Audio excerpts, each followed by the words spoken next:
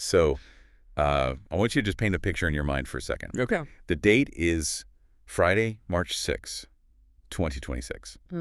And, you're looking at the news and the world's just absolutely captivated and, frankly, completely terrified by the escalating situation in the Middle East right now. Yeah, it's inescapable. It really is. The news cycle is just this endless, agonizing loop of military posturing, economic threats, and just devastating updates of destruction. And if you're tuning into this deep dive today, you're likely searching for a perspective that actually cuts through all that noise. Right. Something that goes far beyond the standard cable news talking points and really digs into the structural architecture of the conflict.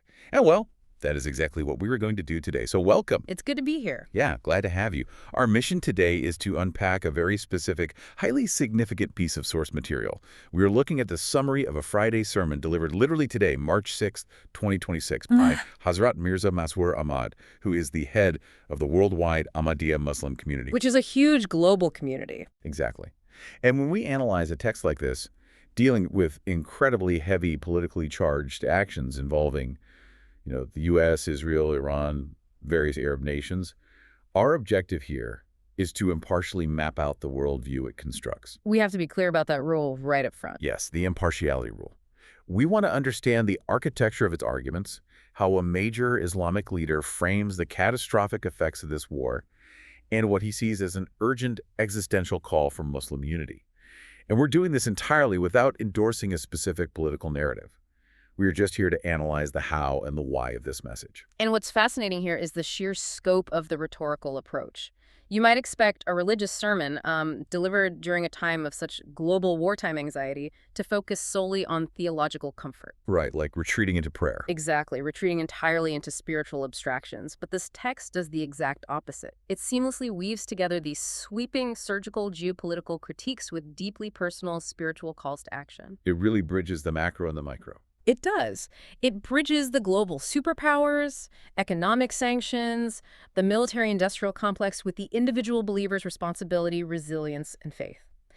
It fundamentally argues that you cannot untangle the geopolitical crisis from the spiritual crisis. And that intersection, that exact crossing of the geopolitical and the spiritual, that is where the sermon begins. And it's a pretty sobering starting point. Very. Because the text opens not by pointing fingers outward at Western intervention. Which you would totally expect given the climate. Right, which is the expectation. Instead, it looks intensely inward at the Muslim world itself.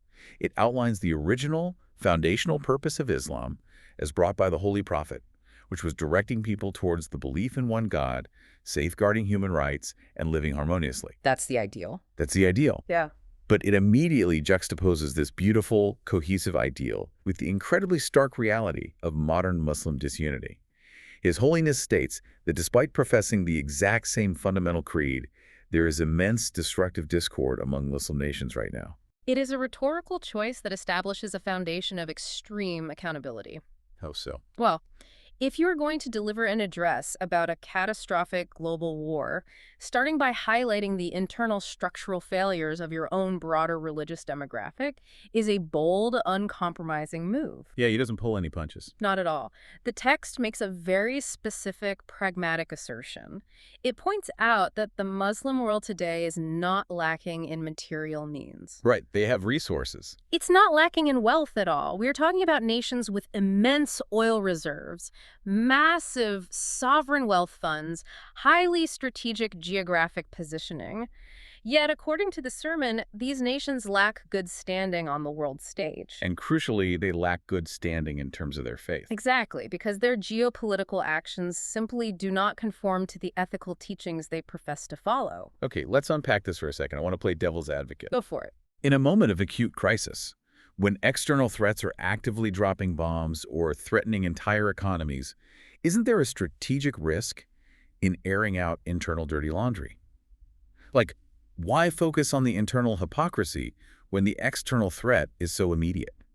That is a critical question to ask. The argument the sermon is constructing is that the internal hypocrisy is the very mechanism that allows the external threat to exist in the first place. Oh, I see. It isn't just a spiritual failing, it is a direct geopolitical liability. So the division is the weakness. Yes.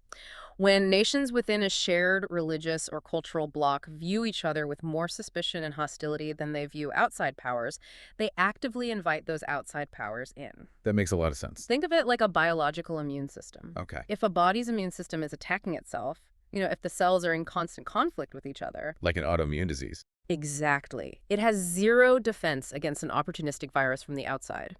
The sermon is positing that this internal fragmentation, this failure to embody the harmony they preach, is the exact crack in the armor that non-Muslim nations exploit for their own leverage. Wow.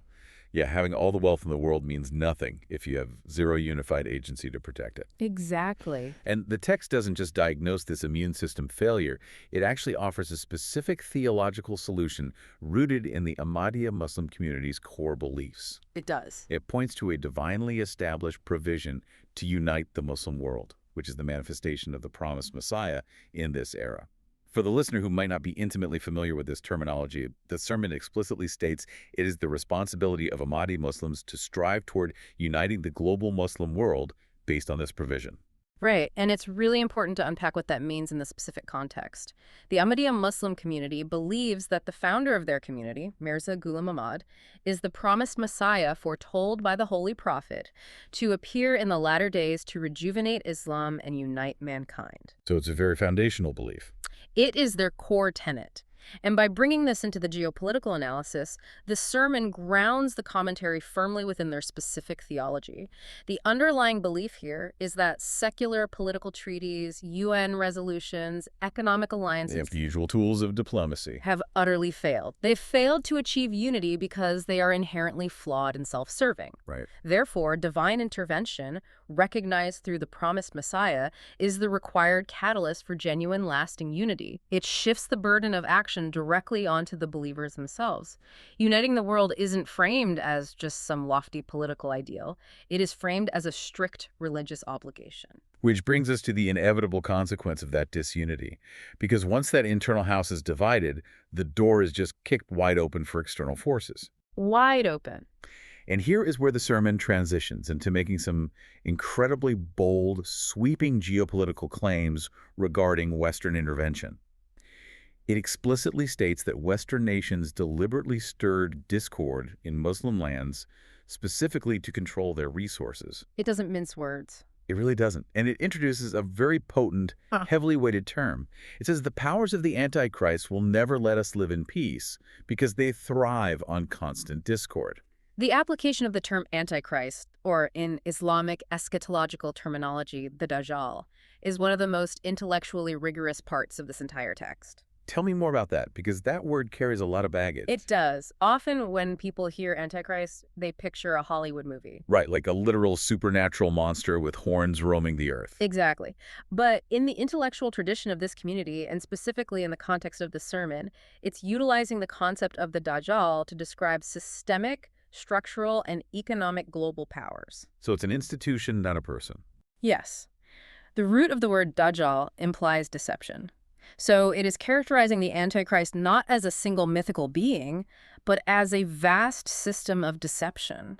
A system that operates on the global stage, establishing quote-unquote peace treaties and alliances not out of a genuine desire for human harmony, but with the insidious ulterior motive of extracting oil, monopolizing trade routes, and controlling sovereign wealth. That's a huge paradigm shift. It is essentially the monetization of chaos. The monetization of chaos. That phrasing just stops you in your tracks, requires a complete reframing of how we view international diplomacy. It really does. And the sermon doesn't just leave this as an abstract theory. It points to a highly specific, tangible example, which is the sprawling network of United States military bases across the Middle East. The footprint is massive. It is.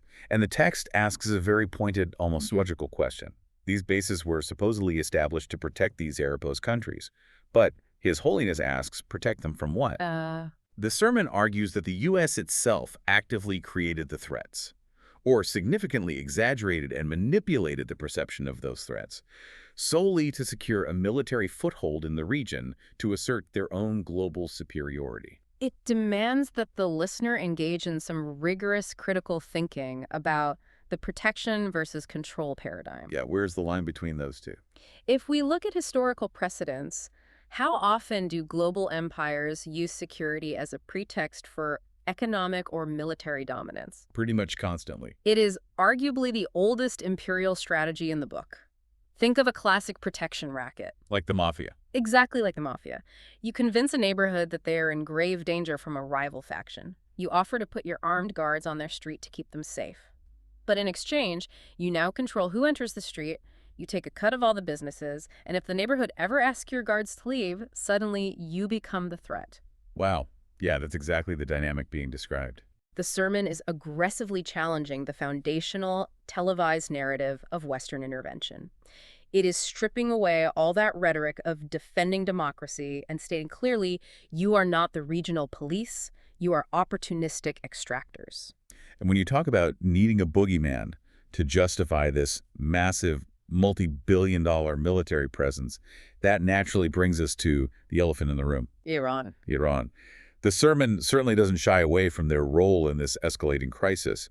It acknowledges that Iran has instigated these Arab nations and that there are deep historical, theological differences between them. The tension is real? It's very real. Yeah.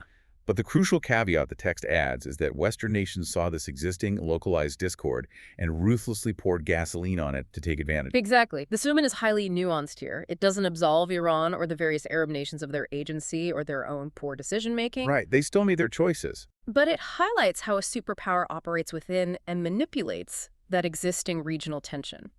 Because Iran maintained a strict, hostile policy against Israel, the United States rallied the Arab world and built massive military bases on their soil, and the purported reason was to protect Israel and box in Iranian influence. But the reality on the ground in 2026 is vastly different. The devastating blowback is that these Arab host countries have now become prime targets. The presence of the bases brought the crosshairs directly to their doorstep. It made them less safe. Far less safe. It's devastating their own stability in their economies, which rely heavily on peaceful trade, oil exportation, and tourism. The shield has literally become a magnet for the sword. The shield has become a magnet. That's a perfect way to put it. And this environment of constant threat and manipulation creates what I can only describe as a total epistemological collapse. We entered the dense fog of war. The fog is very thick right now. Here's where it gets really interesting. The sermon references a warning from an Arab journalist that introduces a deeply unsettling concept. Yes, the false flag warning. This journalist wrote that while Iran might indeed be waging attacks, the Arab nations must remain hypervigilant because it is entirely possible that the U.S. and Israel could themselves wage attacks on Arab targets and deliberately blame Iran. Essentially a false flag operation. Yes. The journalist suggests the ultimate cynical goal might be for the U.S. and Israel to eventually step back and just let the Muslim world obliterate itself from the inside. Now let's analyze the inclusion of this theory carefully, keeping our impartiality rule in mind. Right, absolutely. The deep dive here isn't about trying to definitively prove that false flag operations are actively happening on the ground today. We aren't verifying that. The analytical question is, why does a major spiritual leader include this specific journalist's warning in a Global Friday sermon? What did that inclusion signal? What does it reveal about the landscape? It highlights a profound, terrifying level of institutional distrust in the region. The trust is completely gone. Completely. It shows that the populace no longer trust the official global narrative. They inherently distrust Western intelligence reports. And they fundamentally believe that global superpowers view them as entirely disposable pawns on a geopolitical chessboard. So the theory itself carries weight because the fear is so real. When the environment is so thoroughly poisoned by historical deception, theories of false flags don't just exist on the fringe anymore. They hold massive, paralyzing weight in mainstream discourse. But let me push back on that a bit. Sure. Isn't there a risk that by elevating a theory about false flags, which is often the domain of internet conspiracy boards, you might inadvertently validate paranoia rather than clear-eyed geopolitical analysis? Like, what is the strategic value for a spiritual leader in validating that specific fear? It is a fair critique, but the sermon immediately anchors this fear of manipulated outcomes by citing undeniable historical precedent. Okay, what precedent? It specifically mentions the fourth caliph of the Ahmadiyya Muslim Community, Hazrat Mirza Ahmad, who explicitly warned the world during the Iraq War that the discord being violently sown by Western intervention would not result in peace. Right, he said it would get worse. He said it would uncontrollably spread and metastasize. And looking around at the burning landscape today in 2026, The sermon notes that this is exactly what transpired. Ah, the Iraq War. The ultimate modern example of manipulated intelligence. Precisely.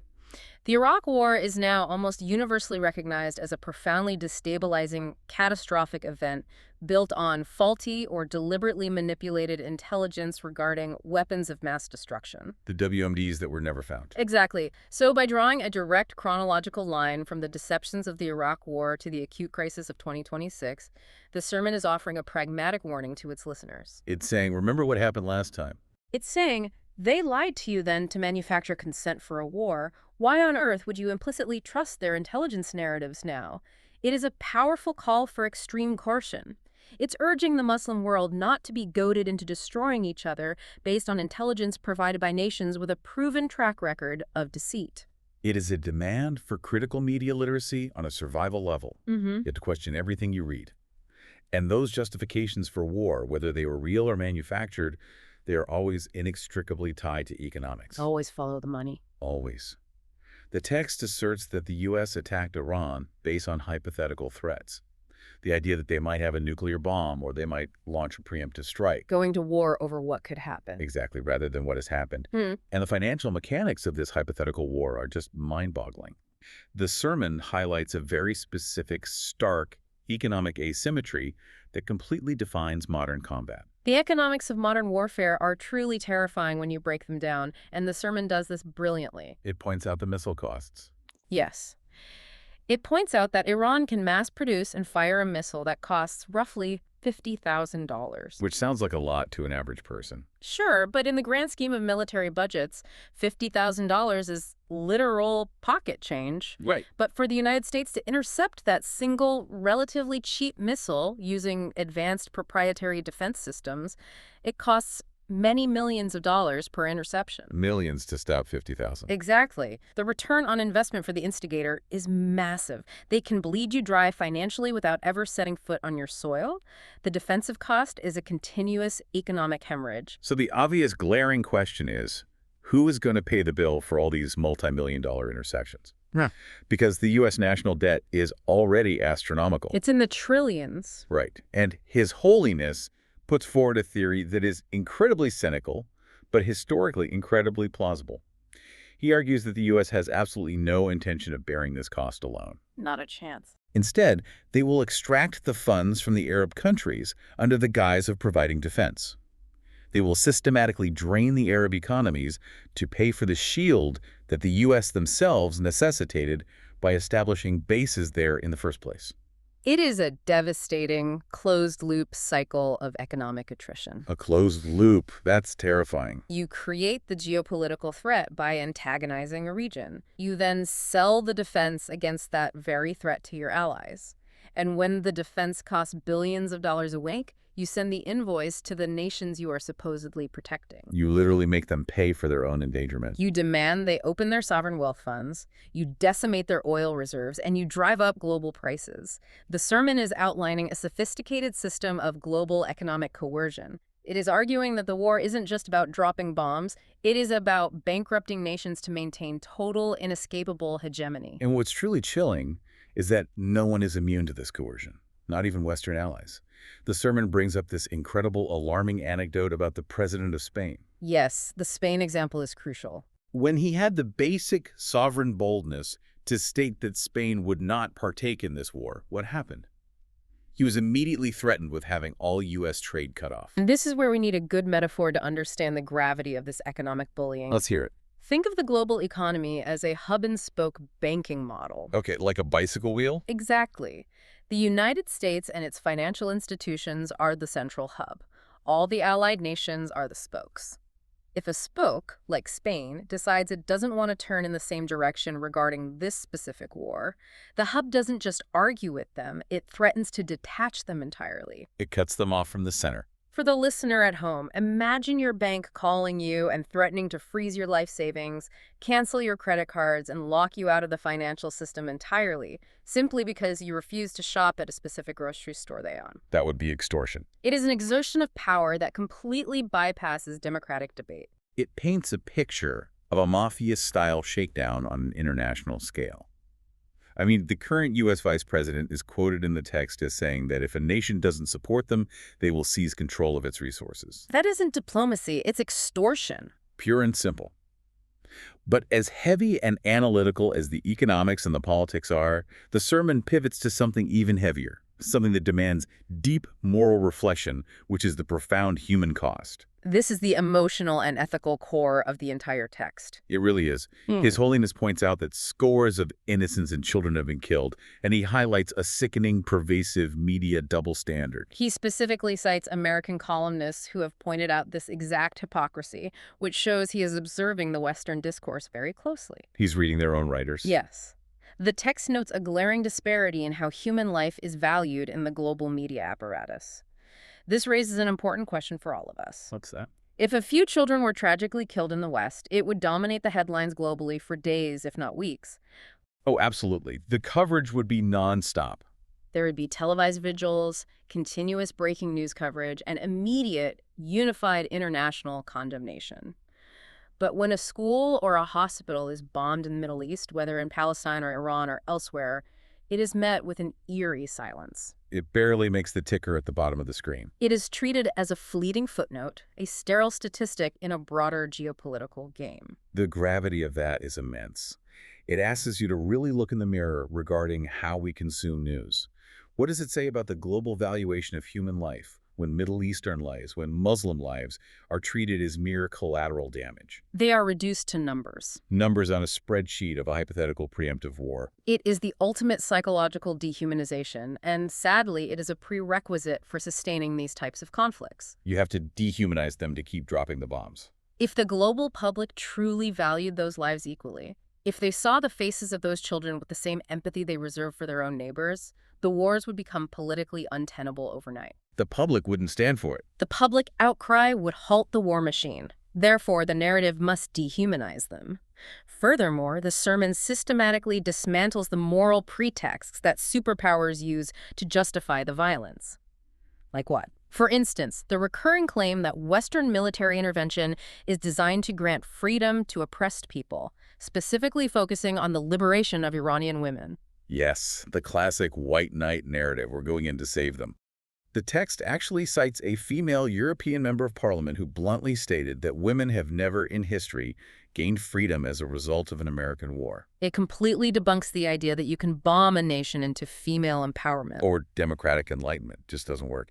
The text notes that the actual on-the-ground result of the U.S. assassinating Iranian leaders and killing their families wasn't a sudden regime change or a joyous liberation of the populace. No, it rarely ever is. What did it actually do? It made martyrs out of those leaders. It increased their respect among the people, and it violently rallied the nation against the external threat. It is the great paradox of forceful, kinetic intervention.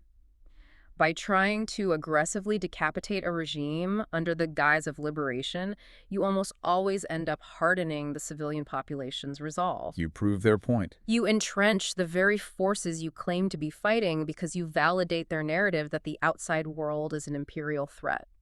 The sermon is stating with absolute clarity that this cycle of violence has pushed the world to the brink. The absolute edge. It mentions that both Western political commentators and His Holiness himself believe that, essentially, the mechanics of a Third World War have already begun. The stakes could literally not be higher. We are looking at the precipice. So, with the world teetering on the brink of total disaster, with superpowers playing a rigged, deadly game of geopolitical chess where innocent lives are just pawns, how does the Muslim world step back from the ledge? That's the vital question. This is where the sermon makes a hard, deliberate pivot from macro critique to a profound theological solution.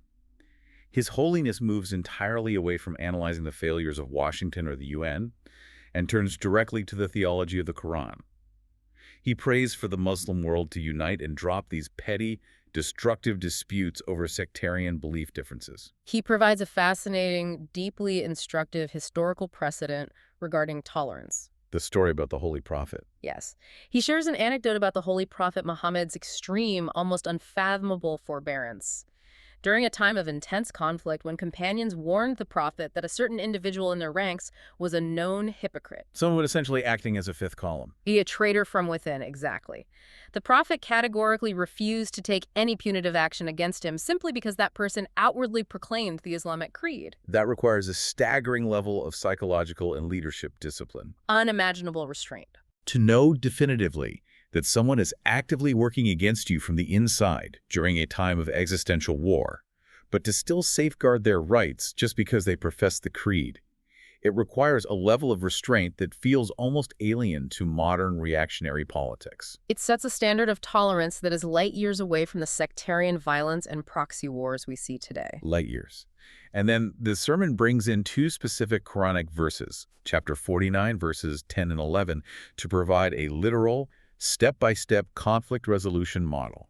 It is presented as an alternative to the failing global order. Let's look closely at the mechanics of those verses because they outline a highly pragmatic yet deeply moral framework for international relations. Break it down for us. Step 1. If two parties of believers fight, the immediate obligation of the broader community is to actively make peace between them.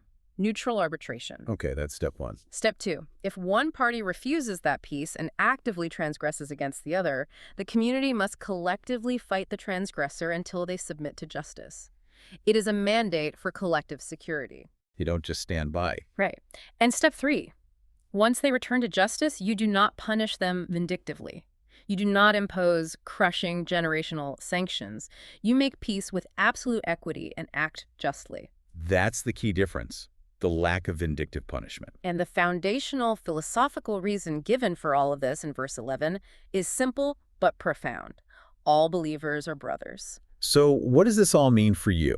If you're listening to this, you have to ask yourself what this paradigm means in the context of 2026. It is a stark, glaring contrast to how modern diplomacy actually functions. Completely different universe. The sermon explicitly critiques the United Nations in this regard.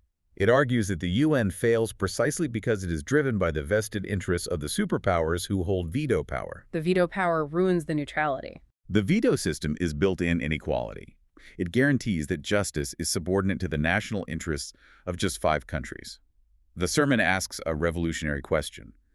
If secular institutions fail because they are inherently selfish, can a paradigm based on universal brotherhood, divine equity, and the rejection of vindictive punishment succeed instead? It's proposing a system where objective justice completely overrides strategic national alliances. Which is a radical proposition in the realm of international relations today. It truly is. The sermon is essentially arguing that the only way to genuinely defeat the Antichrist system, the Dajjal system of extraction, deception, and exploitation, is not through acquiring better weaponry or forming stronger military blocs. You can't outgun them. You can't. The solution is an unbreakable, principled unity grounded in faith and equity.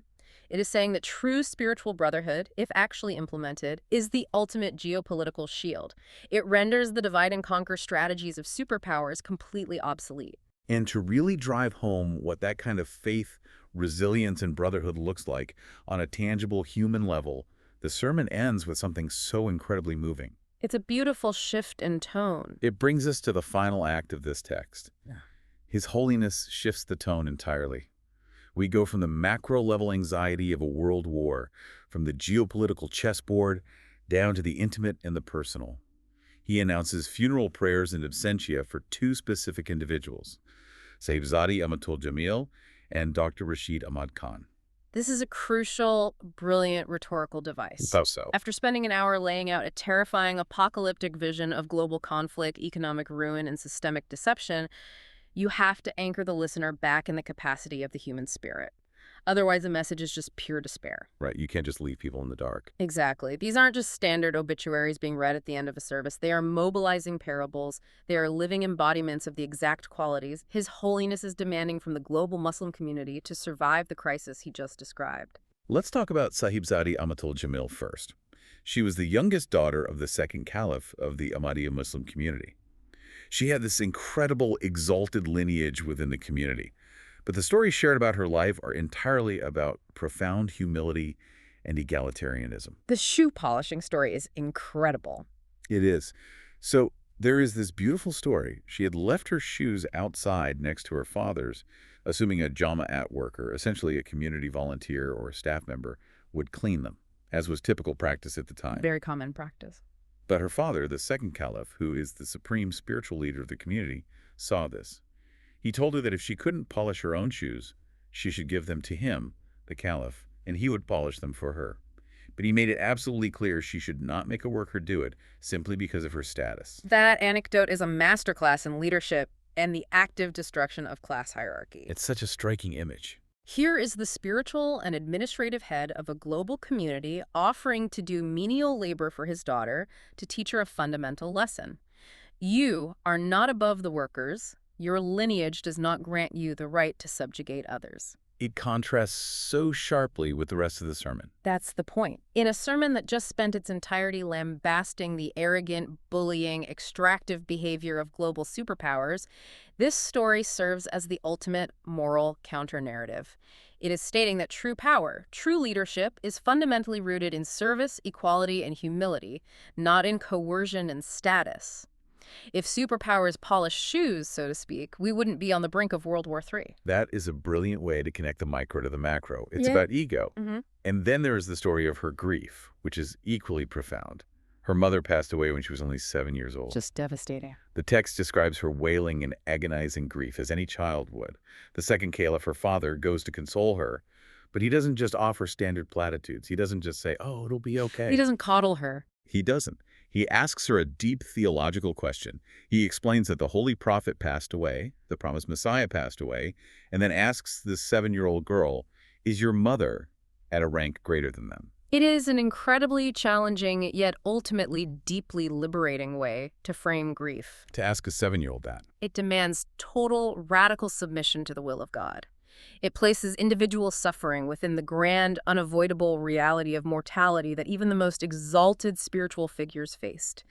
He follows it up with a prayer that God's shade never leave her, and the text notes that she never cried out of worldly grief again. That's an astonishing level of acceptance. It demonstrates a psychological resilience built entirely on spiritual framing. You accept the harsh reality of the world, you trust implicitly in God's wisdom, and you move forward without letting despair paralyze you. Which transitions perfectly and powerfully into the second person mentioned in the funeral prayer as Dr. Rashid Ahmad Khan. If we're talking about resilience, his story is astonishing. Hard to even believe. He was tasked with establishing contact with Ahmadis in the Sirhat province, which was a highly hostile environment, and he faced brutal, life-threatening persecution. The sermon recounts how he was beaten by a violent mob so severely that practically every bone in his body was broken. Every bone. They literally left him in the street for dead. The medical improbability of his survival is staggering. The text notes he was actually being taken to the mortuary. They thought he was gone. The doctors were entirely astonished he was alive, given the sheer physical trauma. And not only did he survive this horrific targeted violence, but he went on to live for 30 more years, continuing his life with unwavering faith. It's just awe-inspiring. But you have to ask, why end a highly analytical sermon about the geopolitics of a Middle East war with the story of a man whose bones were shattered by a mob? There's a clear reason. Because it is the ultimate metaphor for the Ahmadiyya Muslim community and exactly what His Holiness is asking of the broader Muslim Ummah today. You might be battered. The global superpowers might try to break every bone in your geopolitical body through sanctions, proxy wars, and false flags. They might try to crush you entirely. They might leave your economy for dead.